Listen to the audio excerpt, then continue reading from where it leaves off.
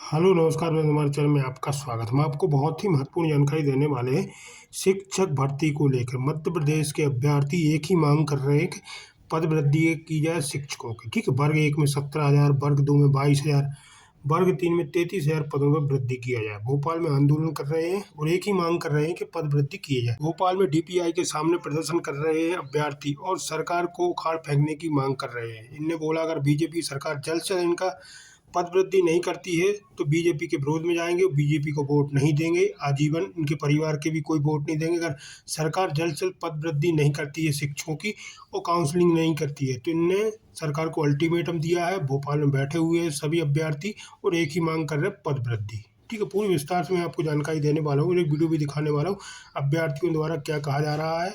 आप वीडियो में बने हैं। वीडियो अच्छा लगे तो लाइक और चैनल को सब्सक्राइब बिल्कुल अपडेट पाने के लिए पूरा वीडियो जरूर देखें। क्या कहा जा रहा है, अभ्यर्थियों द्वारा क्या मांग की जा रही है और कितने पदों में वृद्धि की मांग की जा रही है।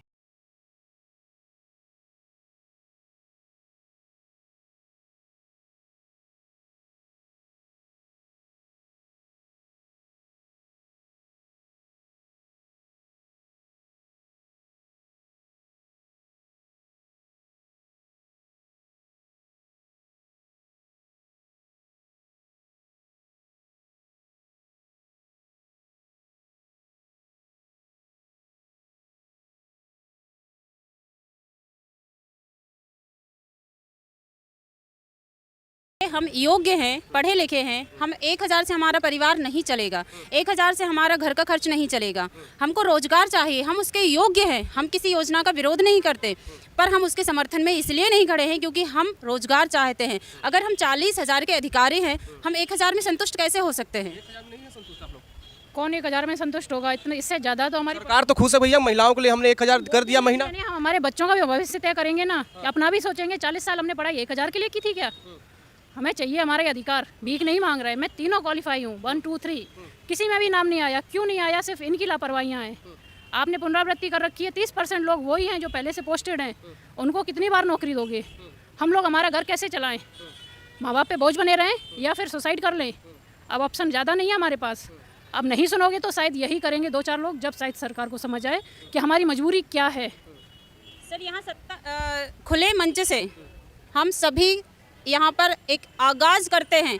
अगर हमको नियुक्ति नहीं मिलती है तो सत्ता परिवर्तन का दौर शुरू हो चुका है और अगर हम लोगों को नियुक्ति नहीं मिलती है, हम घर घर, गांव गांव, गली गली, कूचे कूचे में जाकर बीजेपी का बहिष्कार करने का काम करेंगे। और ये सारे सदस्य और जो यहाँ उपस्थित हैं, सिर्फ ये नहीं, जो यहाँ उपस्थित नहीं है, जो पात्र हैं, जो अपने घरों में बैठे हैं, वो भी इस कार्य के लिए हमारे साथ हैं और हम ये कार्य करके दिखाएंगे। हमको शासन मुट्ठी भर लोग ना समझे, हम लाखों की तादाद में हैं, लाखों करोड़ों में हमारी जनसंख्या है। हमारे घर में, हमारे परिवार में हम एक वोट नहीं हैं, हम 50 वोट हैं। एक व्यक्ति को आप 50 वोट गिनिए और यहाँ काउंट कर लीजिए कितने लोग हैं। हम जड़ से किसकी सरकार बनाएंगे? जड़ से उखाड़ के भाजपा फेंक देंगे, किसकी सरकार बनाएंगे? ये अभी हम स्पष्ट नहीं कर सकते। हमारे हित में जो शासन खड़ा होगा, जो पक्ष खड़ा होगा, हम उसका साथ देंगे। नहीं तो नोटा तो हमारे पास है। नहीं तो जैसे कांग्रेस की मान लीजिए विकल्प है, 2 ही पार्टियां हैं जो ये कहा जाता है कि बड़ी पार्टियां और सरकार बना सकती हैं। नहीं, हमें नौकरी चाहिए, हमें नौकरी। तो कांग्रेस भी तो साथ आपकी खड़ी नहीं हो रही कि भाई कांग्रेस समर्थन। मामा से विनय करने आए हैं। माँ से ज़्यादा भरोसा मामा पे होता है। 5 साल हम लोग शायद यही भरोसे में थे, मामा आज नहीं तो कल देंगे। भरोसा आपका टूट गया? बिल्कुल टूटा है, एक का नहीं, हजारों का टूटा है। आज इसीलिए यहाँ है, सुनो हमारी पुकार। अगर नहीं सुनोगे तो फिर भरपाई करोगे। ये सिर्फ मैं नहीं, हर कोई कहेगा। आप भी जानते हैं आज के स्कूल कैसे चल रहे हैं। सरकारी स्कूलों में शिक्षक नहीं है।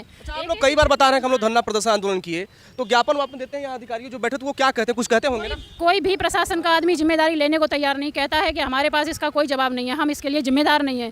तो क्या कहते हैं यहाँ पे अधिकारी? मौन धारण करके चले जाते हैं। आज ही अभी मैडम आई थी, अपर संचालक, और कुछ नहीं, उन्होंने कोई रिस्पांस नहीं दिया, केवल ज्ञापन लेके वापस ऊपर चली गई। आप लोग नहीं पूछते कि ये कागज पे कागज कितना हम लोग देते जाए?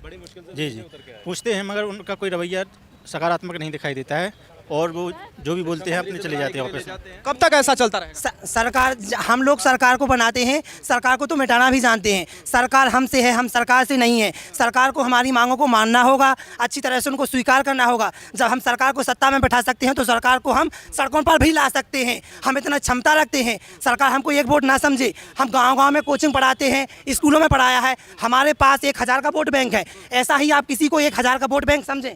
ये सारी महिलाओं 1,000 का वोट बैंक है। ये ये भी 1000 वोट बैंक हैं।